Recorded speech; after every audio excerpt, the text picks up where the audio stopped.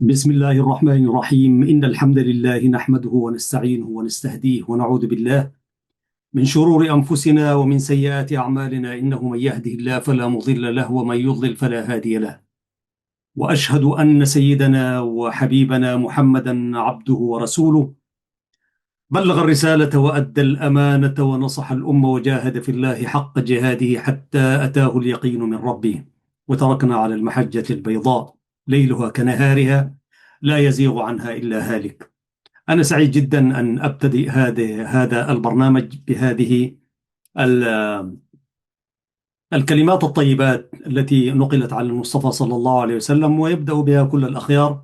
وأسأل الله سبحانه وتعالى أن يجمعنا وإياكم مع أولئك الأخيار في الدنيا والآخرة إن شاء الله. عزيزي المشاهد وعزيزتي المشاهدة، هذه حلقة جديدة في برنامج مع اللغة العربية من قناة سلام الإعلامية المباركة، وهي الحلقة رقم 96 بعد 100 بحمده تعالى.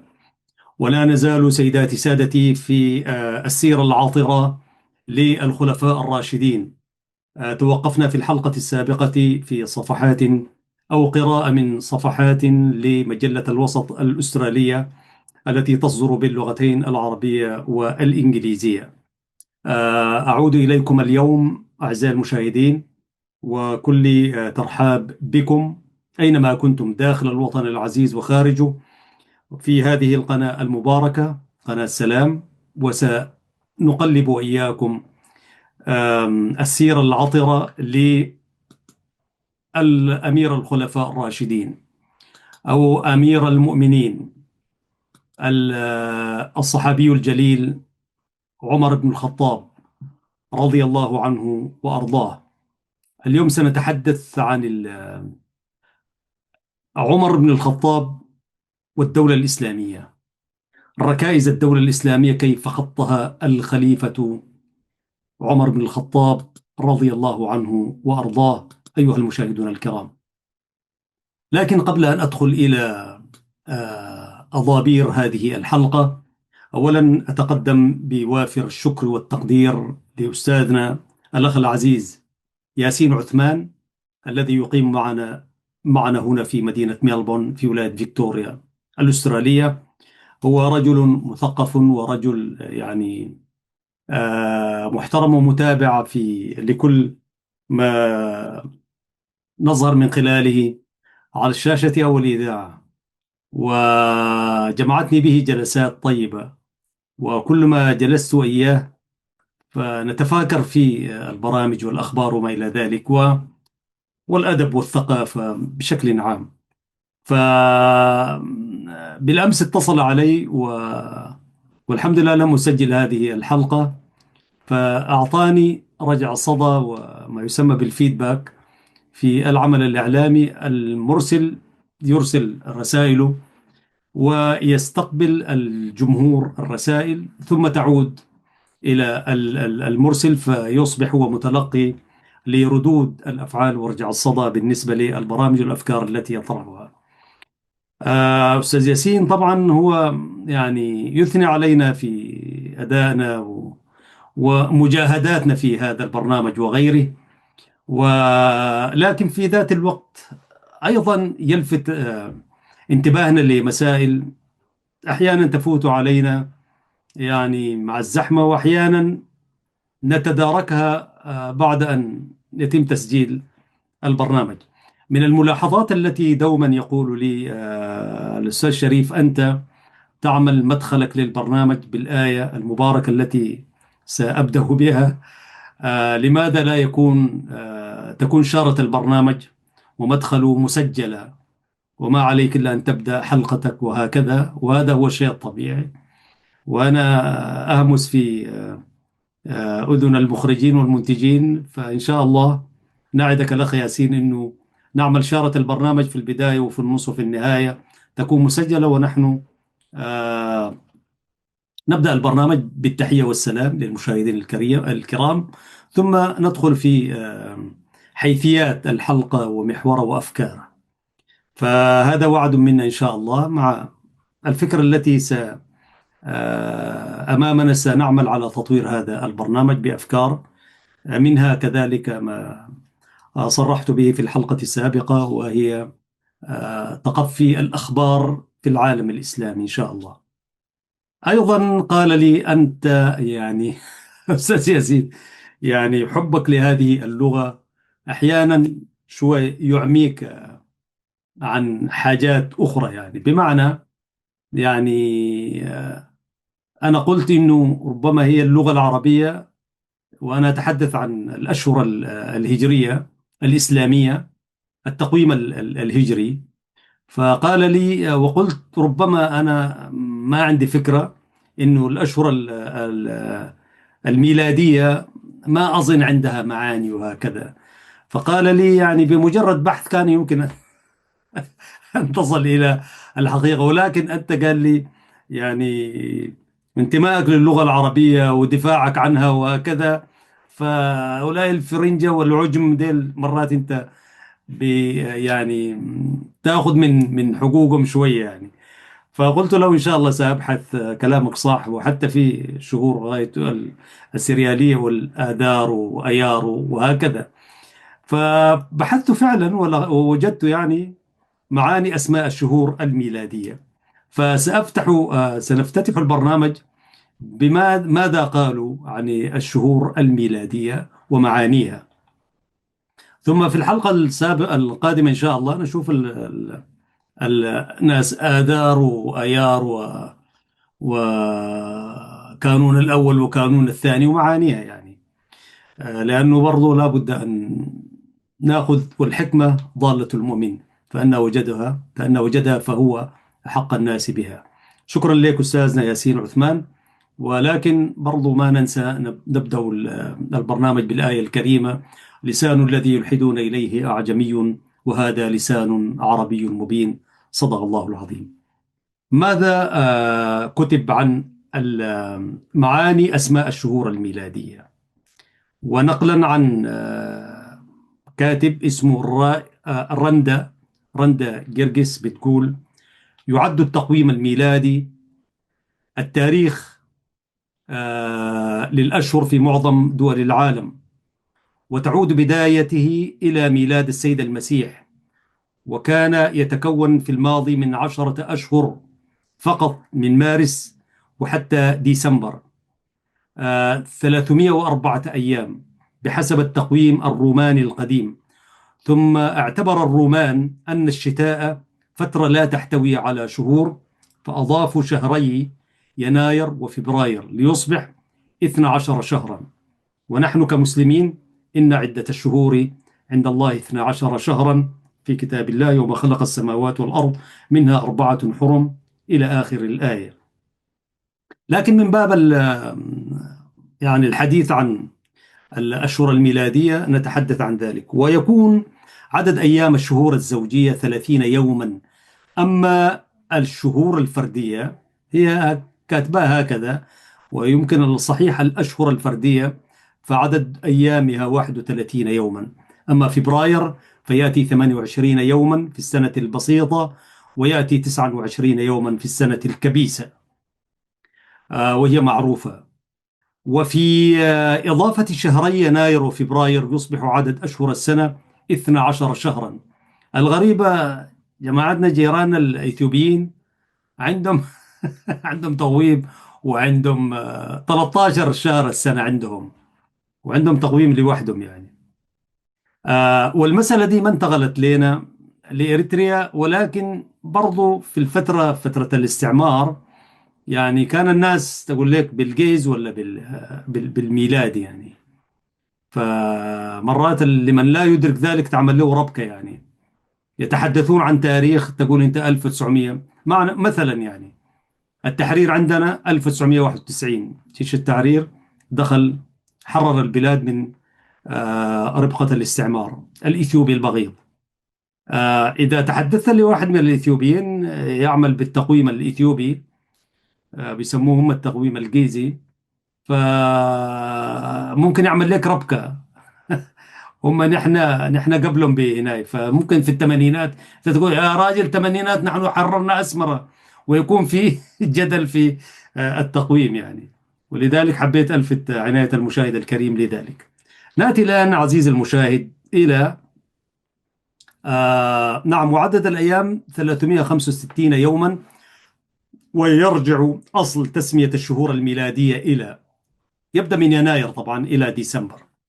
يناير هو باب الدخول إلى السنة، ويعني البوابات أو البداية في اللغة اللاتينية وعند الرومان القدماء. فبراير ينسب هذا الشهر إلى كلمة فيرا، وهي تعني التطهير. مارس وهو اسم للحرب عند شعب اليونان القدماء. أبريل أو إبريل هو بداية فصل الربيع، ويأتي هذا الاسم من كلمة أفريل، وهي كلمة رومانية تعني الربيع. مايو هو اسم والدة عطارد، وترمز إلى الخصوبة عند الرومان. يونيو سمي نسبة إلى كلمة جونيوس التي تعني الشباب في اللغة الرومانية القديمة، حيث كانوا يحتفلون في هذا الوقت من العام بعيد الشباب. يوليو تنسب تسميته، أي تسمية هذا الشهر، إلى الإمبراطور الروماني الشهير يوليوس قيصر. أغسطس سمي هذا الشهر على اسم الإمبراطور الروماني أغسطس ابن الإمبراطور يوليوس قيصر. سبتمبر تعني كلمة سبتة. سبتة الرقم 7 عند الرومان، ولذلك تمت تسمية هذا الشهر بهذا الاسم في التقويم الروماني القديم. أكتوبر هي كلمة أوكتا، وتعني الرقم 8 في ترتيب الشهور القديمة عند الرومان. نوفمبر يأتي من كلمة نوفا، وتعني الرقم 9 في الترتيب عند الرومان. ديسمبر يشتق هذا الاسم من كلمة ديكا، ويعني الرقم 10 عند الرومان. هذا ما وقفنا عليه، وشكرا لك الأخ العزيز الأستاذ ياسين عثمان على أنك لفت انتباهنا. الآن أيها الأحباب الكرام، نأتي إلى الخليفة عمر بن الخطاب رضي الله عنه وأرضاه، من خلال السيرة العطرة التي كتبها العقاد في عبقرياته. وكنا قد بدأنا العبقرية الأولى بالخليفة الأول أبو بكر الصديق رضي الله عنه وأرضاه. العنوان الذي سأتحدث عنه اليوم عبر هذه الحلقة: كيف أسس الخليفة عمر بن الخطاب رضي الله عنه أسس الدولة الإسلامية. الدولة الإسلامية المعاصرة، يعني خط أسس وقامت عليه كثير من الحضارات للعالم الغربي، ونحن أحيانا نحسب أنه كثير من البرامج والأفكار في الدولة المعاصرة غير ذلك الانفلات العقدي وغيره. نحن نؤمن على أن الإسلام عقيدة وشريعة. عقيدة في الوحدانية والإيمان بالغيبيات وما إلى ذلك، ثم شريعة أن يحتكم الناس إلى شريعة الدين في كل معاملاتهم. لذلك ليس هنالك ما يسمى بالدولة المدنية والدولة كمسلمين نحن نؤمن على أن الإسلام شريعة، عقيدة وشريعة. عزيز المشاهد، لحظات ونبدأ. كيف أسس أو كيف وضع الخليفة عمر بن الخطاب رضي الله عنه وأرضاه أسس الدولة المعاصرة. لحظات ونعود إليكم بعد قليل. نعم عزيزي المشاهد، العنوان: عمر والدولة الإسلامية. تأسست الدولة الإسلامية في خلافة أبو بكر الصديق رضي الله عنه وأرضاه، لأنه وطد العقيدة وسير البعوث، فشرع السنة الصالحة في توطيد العقيدة بين العرب بما صنعه في حرب الردة، وشرع السنة الصالحة في تأمين الدولة من أعدائها بتسيير البعوث وفتح الفتوح، فكان له السبق على خلفاء الإسلام في هذين العملين الجليلين. إلا أننا نسمي عمر مؤسسا للدولة الإسلامية بمعنى آخر غير معنى السبق في أعمال الخلافة، لأننا أولا لا نجد مكانا في التاريخ أليق به من مكان المؤسسين للدول العظام. ننقل هذه السيرة من كتاب العقاد العبقريات، ونتحدث عن الخليفة عمر بن الخطاب. ويقول العقاد رحمه الله: ولأننا من جهة أخرى لا نربط بين التأسيس وولاية الخلافة في إقامة دولة كالدولة الإسلامية، إذ الشأن الأول فيها للعقيدة التي تقوم عليها، وليس للتوسع في الغزوات والفتوح. وعمر كان على نحو من الأنحاء مؤسسا لدولة الإسلام قبل ولايته الخلافة بسنين، بل كان مؤسسا لها منذ أن أسلم، فجهر بدعوة الإسلام وأذانه وأعزها بهيبته وعنفوانه، وكان مؤسسا لها يوم بسط يده إلى أبي بكر فبايعه بالخلافة، وحسم الفتنة التي أوشكت أن تعصف بأركانها، وكان مؤسسا لها يوم أشار على أبي بكر بجمع القرآن الكريم، وهو في الدولة الإسلامية دستور الدساتير ودعامة الدعائم، ولم يزل يراجع أبا بكر في ذلك حتى استدعى زيد بن ثابت كاتب الوحي فأمره أن يتتبع آية القرآن الكريم ليجمعها من الرقاق والأكتاف والعصب وصدور الرجال، فكان ذلك أول الشروع في جمع الكتاب الكريم.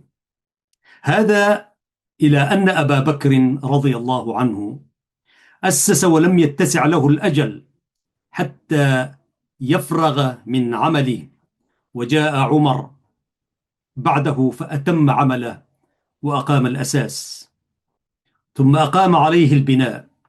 وكانت قدرته على التأسيس هي آية الآيات فيه وفي ذلك العصر من البداوة البادية، لأنه التفت إلى مواضعه الخليقة بالاهتمام والتقديم، كأنه راجع تاريخ 20 دولة مستفيضة الملك راسخة العمران، وهي قدرة تروعنا وتدهشنا لو شهدناها من ملك تربى على الملك وسلفه على عرشه من الملوك.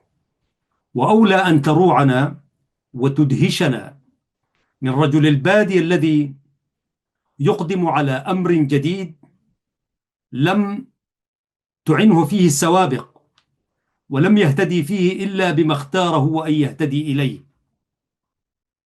فبعد جمع القرآن الكريم لا نعرف عملا يقترن به ويلازمه ويعد من أسس الدولة العربية كالعمل على تصحيح اللغة وحفظها من الخلط والفساد، وكلاهما عمل لا يفطن إليه إلا من طبع على سليقة التأسيس وأخذ بها من أصولها، وكلاهما فطن إليه هذا المؤسس الكبير عمر على أهون ما يكون من البساطة والسهولة، فأشار بوضع علم النحو كما أشار بجمع آي القرآن الكريم، وكان أثره في تدعيم الدولة الأدبية كأثرة في تدعيم دولة الغزوات والفتوح. ونذر في الدولة الإسلامية نظام لم تكن له أولوية فيه، فافتتح تاريخا واستهل حضارة وأنشأ حكومة ورتب لها الدواوين ونظم فيها أصول القضاء والإدارة، واتخذ لها بيتا للمال، ووصل بين أجزائها بالبريد، وحمى ثقورها بالمرابطين، وصنع كل شيء في الوقت الذي ينبغي أن يصنع فيه وعلى الوجه الذي يحسن الابتداء به، فأوجز ما يقال فيه أنه وضع دستورا لكل شيء، وتركه قائما على أساس لمن شاء أن يبني عليه. وملاك النظم الحكومية كلها نظام الشورى الذي أقامه عمر على أحسن ما يقام عليه في زمانه، فجمع عنده نخبة من الصحابة للمشاورة والاستفتاء، وظن بهم على العمالة في أطراف الدولة تنزيها لأقدارهم، وانتفاعا برأيهم، واعتزازا بتأييدهم له ومعاونتهم إياه فيما لا يتولاه أو فيما يتولاه من ثواب أو عقاب. وجعل موسم الحج موسما عاما للمراجعة والمحاسبة، واستطاع باستطلاع الآراء في أقطار الدولة من أقصاها إلى أقصاها يفد فيه الولاة والعمال لعرض حسابهم وأخبار ولايتهم، ويفد فيه أصحاب المظالم والشكايات أو الشكايات لبسط ما يشكيهم، ويفد فيه الرقباء الذين كان يبثهم في أنحاء البلاد لمراقبة الولاة والعمال. فهي جمعية عمومية كأوفى ما تكون الجمعيات العمومية في عصر من العصور. وكان عمر رضي الله عنه وأرضاه يستشير جميع هؤلاء ويشير عليهم ويستمع لهم ويسمعهم، ويتوخى في جميع ذلك تمحيص الرأي وإبراء الذمة والخلوص إلى التبعة السليمة من العقابيل. وإن أضعف الناس رأيا لمن يستضعف فضل الأمير في عمل تولاه لأنه عمله بمشاورة غيره. إن باب المشاورة عزيز المشاهد كما يرى العقاد في كتابه العبقريات متحدثا عن الخليفة عمر بن الخطاب، فإن باب المشاورة مفتوح لكل إنسان، وليس كل إنسان مع ذلك بالذي يريد أن يستشير أو الذي يعرف كيف يستشير إذا أراد، أو بالذي يحسن الموازنة بين الآراء إن عرف من يستشيرهم ومن يقبل مشورتهم في حالة ويرفضها في حالة أخرى. إن المشاورة لفن عسير. في ناس خبرتهم مستشار، يعني أو عمل يقول لك مستشار. وإن الذي ينتفع بمشورة غيره لأقدر ممن يشير عليه. وقد كان عمر عبقري هذا الفن الذي لا يجارى، وكان من بدعه الملهمة في هذا الفن العسير أنه لم يلتمس الرأي عند أهل الحنكة والخبرة وكفى، بل كان يتلمسه كذلك عند أهل الحدة والنشاط ممن يناقضون أولئك في الشعور والتفكير. فكان كما روى يوسف ابن الماجثون: إذا أعياه الأمر المعضل دعا الأحداث فاستشارهم لحدة عقولهم. أحداث الشباب يعني. وإنه لإلهام في فن الاستشارة لا يلهمه إلا صاحب رأي أصيل. فمن الرأي الأصيل أي يخبر الإنسان كيف يستعير آراء المشيرين. انظر إليه كيف يستشير في اختيار أمير. تعلم أن الاستشارة كما قلنا فن، وأنه فن عسير. قال لأصحابه: دلوني على رجل أستعمله. فسألوه: ما شرطك فيه؟ يعني ما الذي ينبغي أن تتوفر فيه؟ قال: إذا كان في القوم وليس أميرهم كان كأنه أميرهم، وإذا كان أميرهم كان كأنه رجل منهم، إن الذي يسأل هكذا لهو أقدر من الذي يجيبه بالصواب، لأنه قطع له ثلثي الطريق السديد إلى الجواب.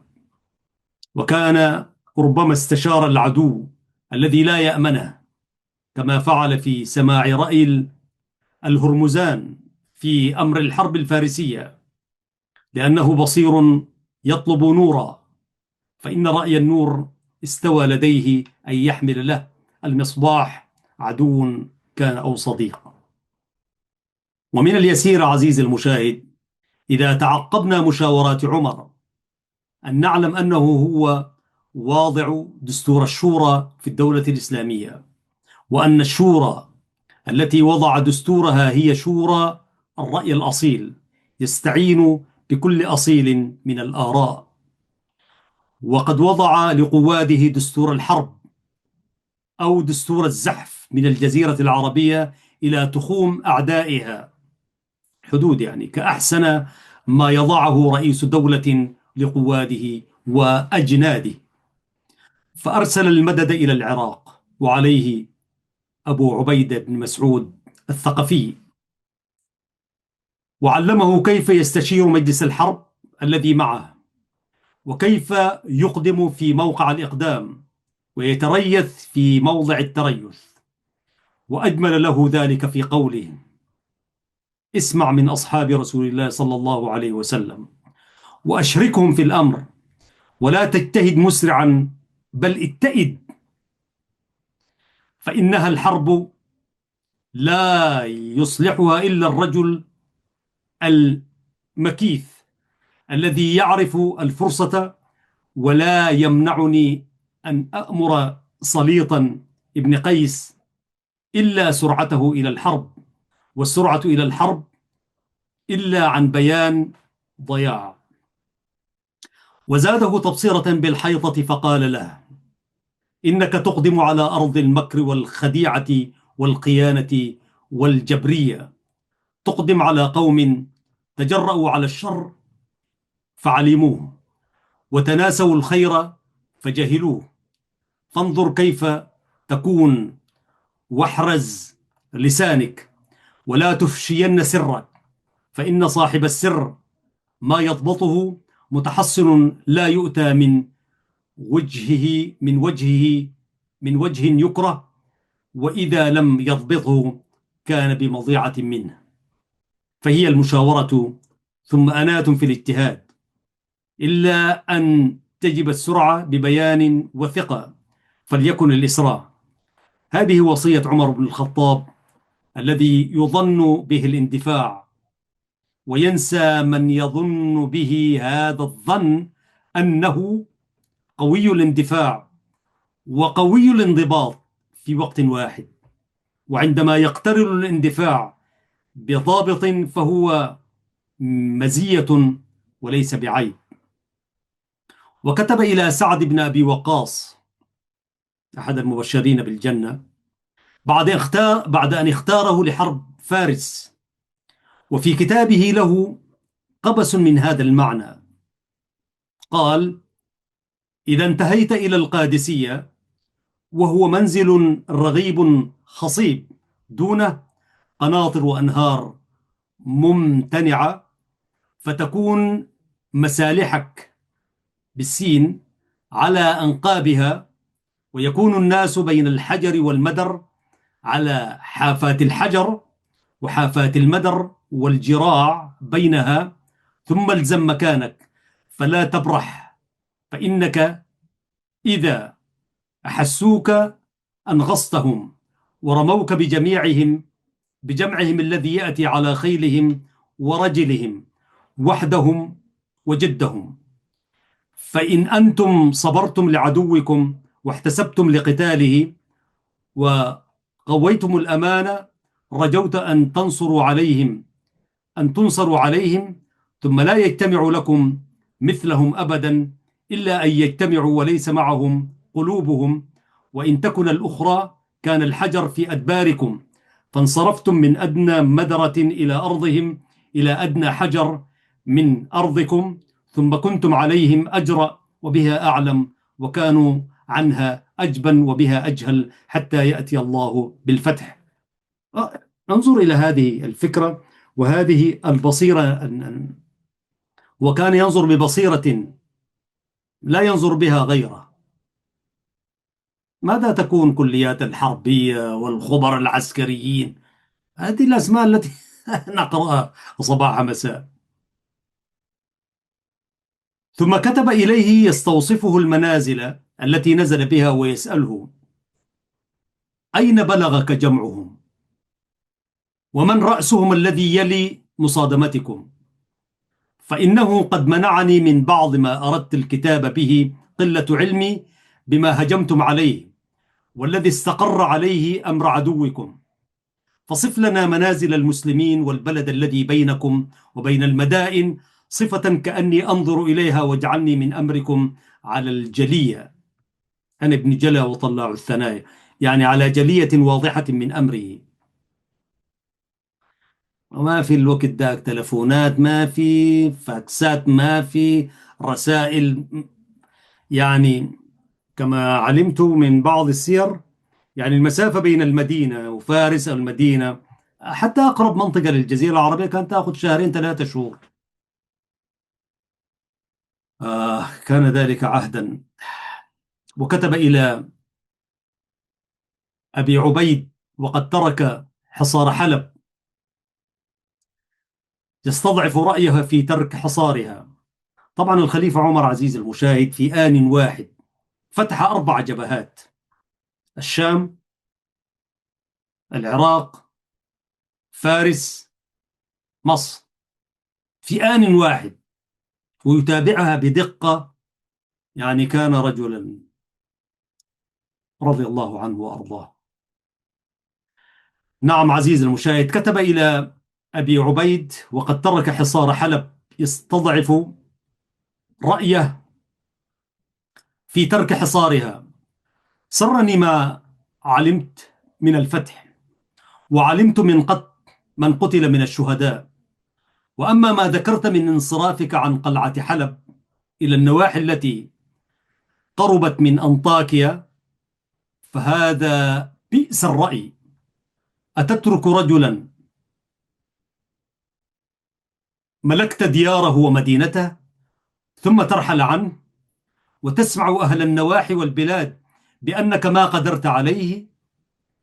فما هذا برأي يعلو ذكره بما صنع ويطمع من لم يطمع، فترجع إليك الجيوش وتكاتب ملوكها، فإياك أن تبرح حتى يحكم الله وهو خير الحاكمين.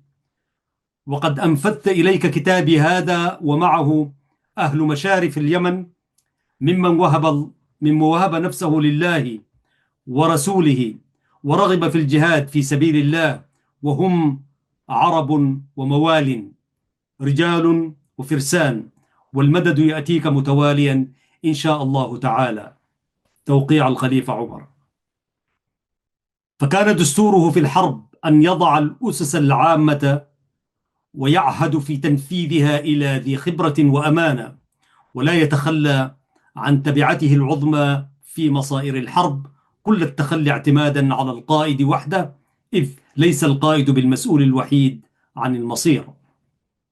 فإذا رأى القائد رأيا وخالفه هو في رأيه أعانه بالمدد والمشورة على الأخذ بالرأي الذي دعاه إليه، وأبطل معاذيره بتوضيح الأمر وإعانته عليه. ولقد كان إلى جانب هذا السهر على الميادين عامة لا يغل يد القائد فيما يحسن أن تنطلق فيه، يعني لا يحبسها يعني. فإذا تجاوز الأمر سياسة الحرب العامة من فتح المدائن وفك الحصار وانتظار الهجوم، فمن حق القائد عنده أن يختار لنفسه ولا ينتظر الرجوع إليه، وأن يجري في إدارة المعركة على الوجه الذي تمليه ضرورة الساعة. ولهذا استشاره أبو عبيدة في دخول الدروب خلف العدو، فكتب إليه يقول: أنت الشاهد وأنت الغائب وأنا الغائب. يقول لأبو عبيدة: أنت الشاهد وأنا الغائب، والشاهد يرى ما لا يراه الغائب، وأنت بحضرة عدوك وعيونك يأتون بالأخبار، أي المتابعين المخبرين. فإن رأيت الدخول إلى الدروب صوابا فابعث إليهم السرايا، وادخل معهم بلادهم وضيق عليهم مسالكهم، وإن طلبوا إليك الصلح فصالحهم. ديمقراطية كاملة يعني. فهو يضع القواعد العامة للحملة كأنها منذ بدايتها، وهو يختار القائد الضليع بتسيير تلك الحملة.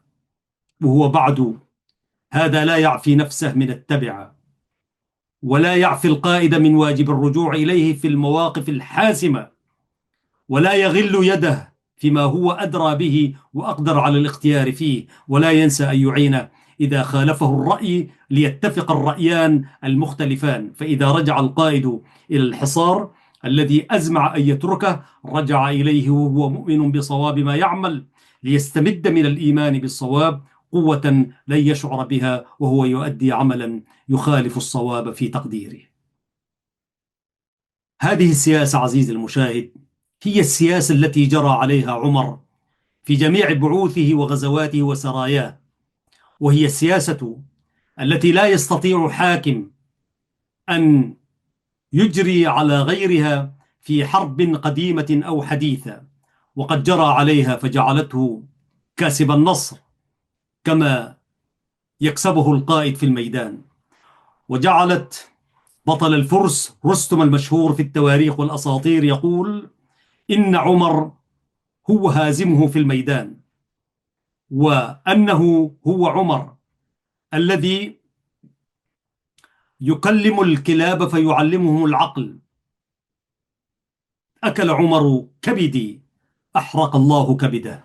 طبعا هو العدو يقول هكذا ولكن من الذي يحرق في الختام؟ وربما أخطأ القائد الذي يختاره فمسته التبعة في هذا الجانب، لأنه هو المسؤول عن اختياره، غير أنها لا تمسه من جانب إلا أعفي منها من جانب آخر أو جوانب عدة، كما حدث في وقعة الجسر التي قتل فيها قائده أبو عبيدة المتقدم ذكره، ثم انهزم فيها جيش المسلمين. فهو مسؤول عن اختيار هذا القائد، كما يسأل كل رئيس دولة في مثل ذلك. ولكن أعذاره على التحقيق أكبر من أخطائه في كل مسألة من هذا القبيل. وفي هذه المسألة بعينها كان اختياره لأبو عبيد إنصافا له حجته الراجحة فيه، لأنه كان أول من أجاب الدعوة إلى القتال، فلم ير من الإنصاف أن يؤخر المتقدم ويقدم عليه المتخلفين. وقد صوغ الرجل اختياره إياه بانتصاراته الأولى التي رفعت شأنه بين القواد، فلما أخطأ جاءه الخطأ من مخالفة عمر في وصاياه، ومنها وجوب التريث والحذر من عبور الأنهار والجسور، ولم يكن على عمر لوم في تنحيته عن التنبيه والتحذير. عزيزي المشاهد، وقبل أن يضع دستورا للولاة وضع دستورا لنفسه، قوامه أن الحكم محنة، أي محنة للحاكم ومحنة للمحكومين، وأنه لا يصلح إلا بشدة لا جبرية فيها، ولين لا وهن فيه، وأن الخليفة مسؤول عن ولاته واحدا واحدا في كل صغيرة وكبيرة، ولا يعفيه من اللوم أنه اختار أو أحسن الاختيار. قال يوما لمن حوله: أرأيتم إذا استعملت عليكم خير من أعلم ثم أمرته بالعدل، أكنت قضيت ما علي؟ قالوا نعم. قال لا، حتى أنظر في عمله أعمل بما أمرته أم لا. وعهوده على نفسه الخليفة العمري عمر بن الخطاب، عهوده على نفسه هي خير العهود التي تؤخذ على ولاة الأمر، وأبينها للحدود القائمة بين الراعي والرعية. وخير ما فيها أنه كان يحث الناس على الاستغناء عن التحاكم إلى الحكام، خلافا لأصحاب الأمر الذين يودون لو فرضوا لأنفسهم حكما في كل شيء، فكان يقول لهم: اعطوا الحق من أنفسكم ولا يحمل بعضكم بعضا على أن تحاكموا إلي. وجمع صلاح الأمر في ثلاث: أداء الأمانة، والأخذ بالقوة، والحكم بما أنزل الله. وصلاح المال في ثلاث: أن يؤخذ من حقه، أن يؤخذ من حق ويعطى في حق ويمنع من باطل. وعاهد الناس فقال: لكم علي ألا أجتني شيئا من خراجكم، ولا ما أفاء الله عليكم إلا من وجهه، ولكم علي إذا وقع في يدي أن لا يخرج مني إلا في حقه، ولكم علي أن أزيد عطاياكم وأرزاقكم إن شاء الله وأسد ثقوركم، ولكم علي أن لا ألقيكم في المهالك أو ألقيكم في المهالك، ولا أجمركم أي أحبسكم في ثقوركم، وإذا غبتم في البعوث فأنا أبو العيال حتى ترجعوا إليهم، فاتقوا الله عباد الله، وأعينوني على أنفسكم بكفها عني، وأعينوني على نفسي بالأمر بالمعروف والنهي عن المنكر وإحضار النصيحة فيما ولاني الله من أمركم. عارف الأمة الحاكمة اليوم أين هي من هذه السيرة العطرة؟ والله لو أعطيت الأمر في أن أوزع حكاما على هذا العالم، مسلمين غير مسلمين، والله لا أولين أحدا إلا أن يقرأ هذه السيرة العطرة.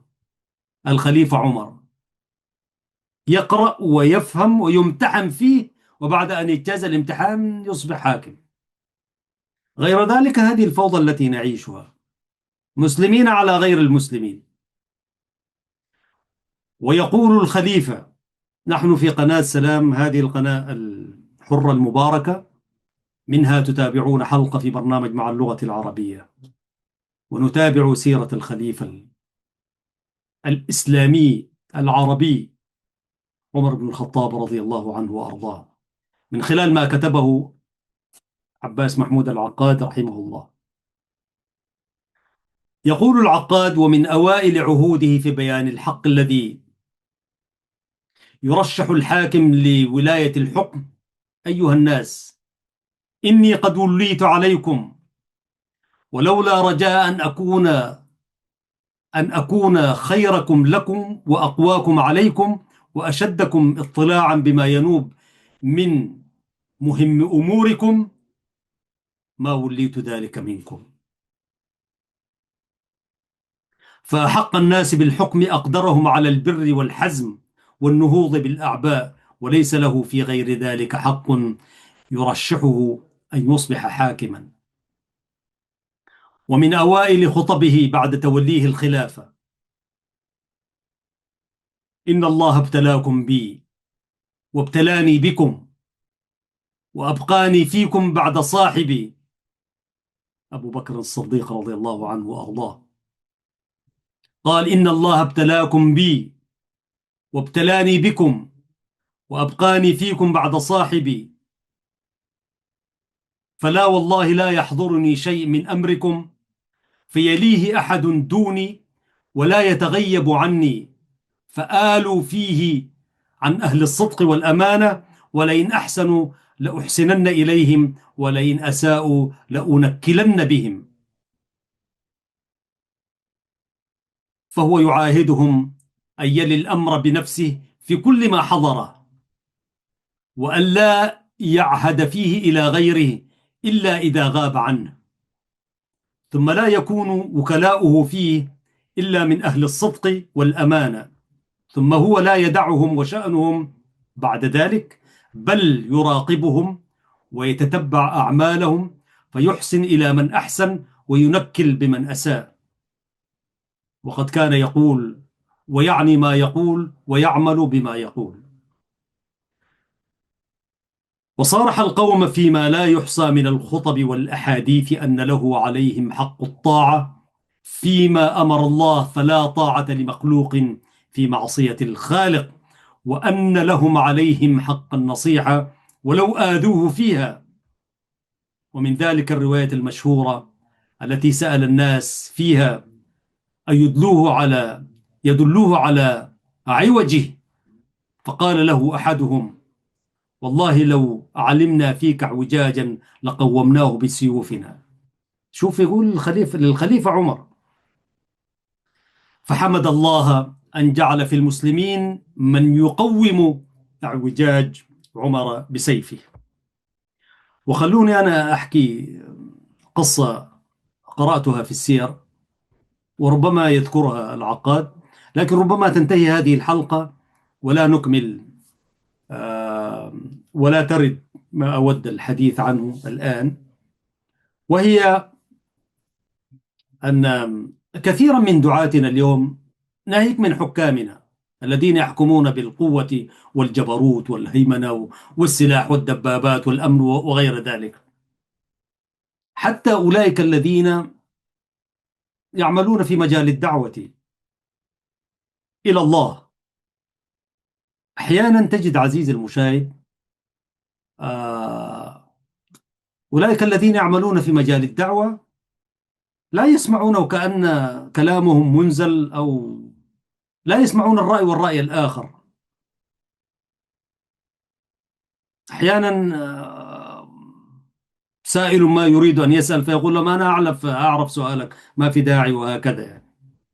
فيقال إن الخليفة عمر في يوم من الأيام وهو في مسجد المصطفى صلى الله عليه وسلم قال لهم: أيها الناس، عليكم بالسمع والطاعة. فأعرابيا جالس، يعني أعرابي، رجل عند الله طبعا عظيم وكبير، يعني مسكين أعرابي لا حول له ولا قوة، رجل عادي يعني مسلم، عند الله كبير. فقال له: يا أمير المؤمنين، أجب على سؤالي هذا، بعد ذلك السمع والطاعة. قال له: من أين أتيت بهذا الجلباب الطويل يا أمير المؤمنين؟ كلنا توزعت إلينا من الفيء والغنائم متر ونص، متر مترين هكذا يعني.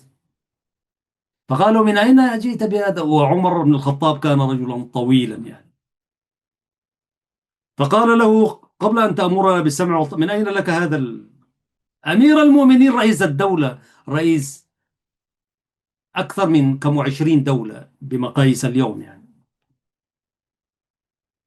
فلم يقل له: أنت تسأل أمير المؤمنين رئيس الدولة وهكذا، من أنت وهكذا. قال له: يا عبد الله. عبد الله بن عمر جالس معهم، وربما يكون جالس جنب الأعرابي، وحتى الأعرابي المسلم هذا لم يخف يعني عمر الدولة والحاشية والبودي جارد والحاجات اللي عاملين هكذا. ولو كان عنده بودي جارد كان اغتيل يعني، سبحان الله يعني. فقال له: أجب يا عبد الله. قام عبد الله بكل تواضع كمسلم عادي يعني، وليس ابن أمير المؤمنين. قال له: لقد أعطينا كلنا يعني ثوبا بمقياس واحد، ولأن أبي طويل القامة فأعطيته نصيبي أنا، فرقعه في ثوبه، ولذلك الذي يلبسه نصيبه ونصيبي أنا، فتبرعت به يعني. الخليفة عمر بن الخطاب لما سمعت هذه فهمتني ولا نفهمك تاني؟ هذا هذا مؤتمر صحفي يوميا كان يعقد ذلك المؤتمر في المسجد. ما قال لهم: خذوه فغلوه ثم الجحيم صلوه. فهذا انت تتكلم معك، ما في العنطزية هذه التي نعيشها اليوم. وما قال لها فهمت ولا كيف؟ الأعرابي فهم، الأعرابي بذاته قام قال له: الآن السمع والطاعة يا أمير المؤمنين. وواصل، والرجل ذهب إلى بيته. الجماعة ما شالوه بعد ما يناي، تعال أنت تسأل أمير المؤمنين من أين لك هذا ما في، وراح إلى سبيله. خليفة عمر ارتاح، والذي قاله: والله لو علمنا فيك اعوجاجا لقومناه بسيوفنا. فحمد الله أن جعل في المسلمين من يقوم اعجاج عمر بسيفه. معروف في الأثر ومعروف في الأحاديث ومعروف، وقال النبي صلى الله عليه وسلم: إذا سلك عمر طريقا سلك الشيطان طريقا آخر. ما في طريق يعني، عمر والشيطان في طريقين لا يمكن أبدا. فرجل الشيطان ذاته يخاف منه، الشيطان يخاف عمر. فلكن في الحكم والمشورة والحقوق قال له: والله لو رأينا فيك اعوجاجا لقومناك بسيوفنا. ولم يكن يبيح من مال المسلمين أجرا لعمله إلا ما يقيم أوده، الحاجة يعني، وأود أهله عند الحاجة إليه. فإن رزقه الله ما يغنيه من عن بيت المال كف يده عنه. ألا وإني أنزلت نفسي من مال الله بمنزلة ولي اليتيم. ده كلام الخليفة عمر. قال: ألا وإني، التصريحات اليومية يعني. والتصريحات دي كانت تنشر، ما تنشر في جرائد وتلفزيونات وإذاعات، تنشر في وزارة الإعلام، في القاعة الكبرى اللي هو المسجد، أو في مجلس الشورى والبرلمان، يعني البرلمان. ولهذا يعني الله سبحانه وتعالى المساجد دي ما قال لنا نصلوا فيها ساكت، عشان ناخذ أمور ديننا من هناك. فالتصريحات دي، التصريحات العصرية المعاصرة دي، كانت في المسجد، وتنقلها الكاميرات الديجيتال، وكل الناس قاعدة بعقولها وأفهامها وأذهانها. أنا كنت أود أن أعلق هكذا يعني، لكن بخاف عشان ما أطلع من ده العقاد وده الخليفة عمر يعني، وما داير أقطع التسلسل، ولكن ينبغي أن نعلق بما نقارن المقارنات هكذا تقارن يعني.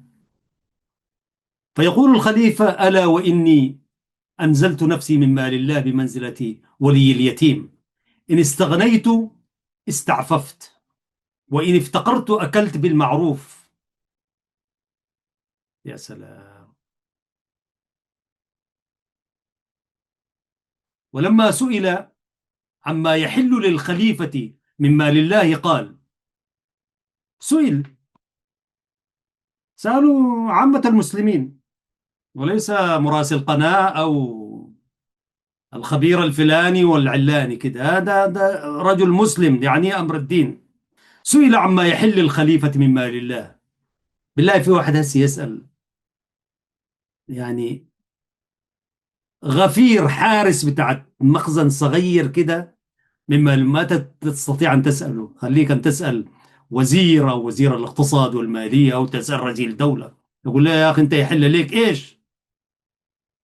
ولما سئل عما يحل الخليفة من مال الله قال: إنه لا يحل لعمر من مال الله إلا حلتان: حلة للشتاء وحلة للصيف، وما أحج به وما أحج به وأعتمر، وقوتي وقوت أهلي كرجل من أهل قريش، ليس بأغناهم عفوا ولا بأفقرهم، ثم أنا بعد رجل من المسلمين. أنا حأعيد القراءة مرة ثانية. ولما سئل عما يحل الخليفة من مال الله قال: إنه لا يحل لعمر من مال الله إلا حلتان: حلة للشتاء وحلة للصيف، وما أحج به وأعتمر، وقوتي وقوت أهلي كرجل من قريش، ليس بأغناهم ولا بأفقرهم، ثم أنا بعد رجل من المسلمين. حد الكفاف يعني، الحاجة المحتاج لها يعني. وقد كان أسخى من ذلك في تقديره لأرزاق الولاة والعمال، فقدر لعمار بن ياسر، الله، ذلك الصحابي الذي مات في الحرب التي وقعت.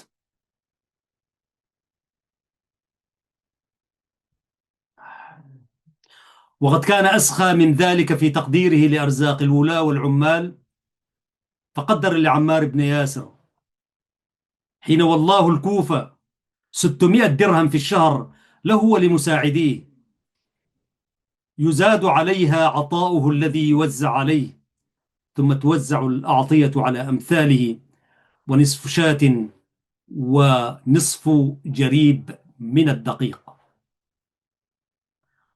وقدر لعبد الله بن مسعود 100 درهم وربع شاة لتعليمه الناس في الكوفة وقيامه على بيت المال فيها. ولعثمان ابن حنيف 150 درهما وربع شاة في اليوم، مع عطائه السنوي وهو 5000 درهم، وهكذا على حسب الولايات والنفقات. عزيزي المشاهد، وكان يحظر على الولاة مظاهر الخيلاء والأبهة التي تبعد ما بينه وبين الرعية، ولكنه ينظر إلى في أعذارهم فيقبلها أو يغضي عنها ما توقف صلاحية الولاة على ذلك. قدم إلى الشام راكبا على حمار، فتلقاه عامله معاوية بن أبي سفيان في موكب عظيم. فلما رآه معاوية نزل وسلم عليه بالخلافة، فمضى في سبيله ولم يرد عليه، أي لم يرد على سلامه. معاوية يسلم، معاوية هو والي يعني، وذلك أمير المؤمنين. فقال له عبد الرحمن بن عوف الصحابي الجليل: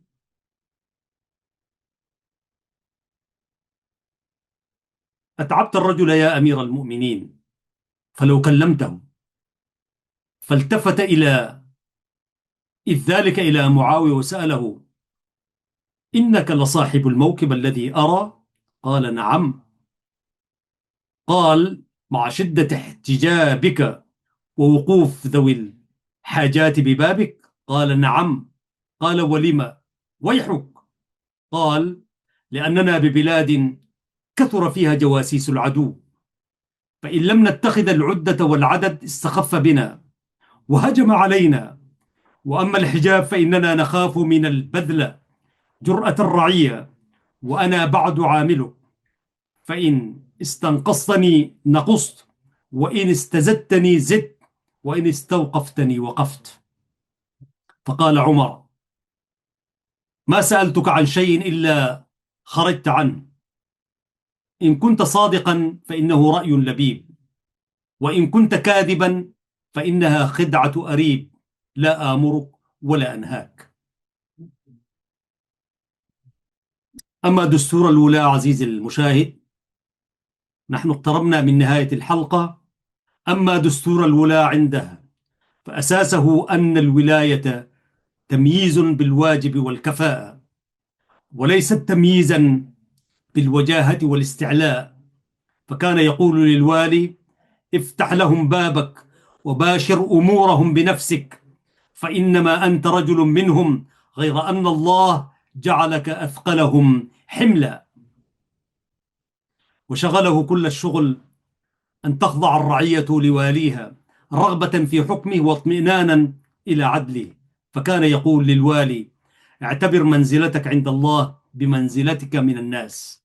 ويقول للرعية: إني لم أبعث إليكم الولاة ليضربوا أبشاركم ويأخذوا أموالكم، ولكن ليعلموكم ويخدموكم. وتستوي عنده رغبة الرعية من المسلمين ورغبة الرعية من غيرهم. فلما رأى أقواما ذميين ينقضون العهد ويثورون على الدولة، طلب من صلحاء البصرة وفدا فيهم الأحنف بن قيس، رجل الحكمة والفصيح، وهو مصدق عنده. فسأله: إنك عندي مصدق، وقد رأيتك رجلا، فأخبرني، ألظلمة نفر أهل الذمة أم لغير ذلك؟ فقال الأحنف: لا، بل لغير مظلمة، والناس على ما تحب. فهدأ باله وقال: فنعم، إذن انصرفوا إلى رحالكم. وربما ذهب في إرضاء الرعية مذهبا لم يحلم به الغلاة من المطالبين بحقوق الشعوب في هذه العصور. فكان من قواده وولاته سعد بن أبي وقاص أحد المبشرين بالجنة، قائده المظفر في حروب فارس، وقريب رسول الله صلى الله عليه وسلم، والرجل الذي جعله عمر واحدا من 6 يستشارون بعده في أمر الخلافة. فثارت به طائفة من أتباعه وشكته إلى عمر وجيوش الفرس تتجمع للغزو والثأر، فلم يشغله ذلك عن تحري الأمر من مصادره وإفاد من يبحث عن حقيقة الشكوى بين أهلها، فبعث بوكيله على العمال محمد بن مسلمة يسأل عن سعد وسيرته في الرعية. وكلما سأل عنه جماعة عفوا أثنوا عليه إلا من شكوه، فقد أحجم فريق منهم لم يمدحوه ولم يذموه، وقال فريق منهم إنه لا يقسم بالسوية ولا يعدل في القضية ولا يغزو في السرية. فعاد محمد بن مسلمة إلى المدينة وسعد معه، وعاد عمر سؤاله فلم تثبت له من أمره ريبة، إلا أنه اتقى الفتنة والخطوبة منذرة، فعزله وقال لشاكيه إن الدليل على ما عندكم من الشر نهوضكم لهذا الأمر، وقد استعد لكم من استعد، وأيم الله لا يمنعني ذلك من النظر فيما لديكم وإن نزل بكم. وقال لسعد يومئذ مبرئا له من تهمة خصومه هكذا الظن بك يا أبا إسحاق، ولولا الاحتياط لكان سبيلهم بينا. ثم أبى أن يفارق الدنيا وفي ذمته شهادة لسعد يعلنها لملأ المسلمين، فلما حضرته الوفاة وسألوه أن يستخلف أبى أن يخلف أحدا من أهله، وسمى عليا وعثمان وطلحة والزبير وعبد الرحمن بن عوف وسعد بن أبي وقاص الذي شكي إليه، لأنهم نفر توفي رسول الله صلى الله عليه وسلم وهو راض عنهم، فأيهم استخلف فهو الخليفة. ثم قال فإن أصابت سعدا فذاك، وإلا فأيهم استخلف فليستعين بهم، فإني لم أعزله عن عجز ولا خيانة.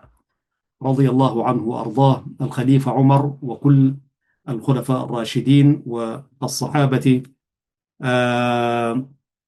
والتابعين ومن تبع سبيلهم إلى يوم الدين. اللهم لا علم لنا إلا ما علمتنا إنك أنت العليم الحكيم. سنتوقف هنا أعزائي المشاهدين والمشاهدات من سلسلة حلقات عن الخليفة عمر نقلا عن كتاب العبقريات. سنأتي إن شاء الله في الحلقات القادمات نتحدث عن الخليفة الثالث عثمان بن عفان رضي الله عنه وأرضاه. أيها الأحباب الكرام، ذلك الصحابي والأمير الذي تستحي منه الملائكة،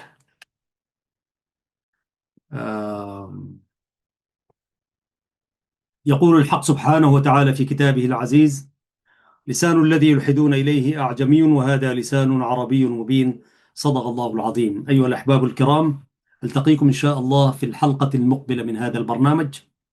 تحياتي وتحيات فريق العمل الذي يسهر ويعمل على إخراج هذه الحلقة بما ترونه أمامكم.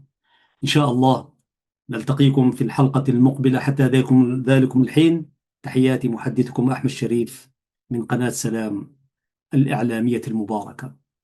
السلام عليكم ورحمة الله وبركاته.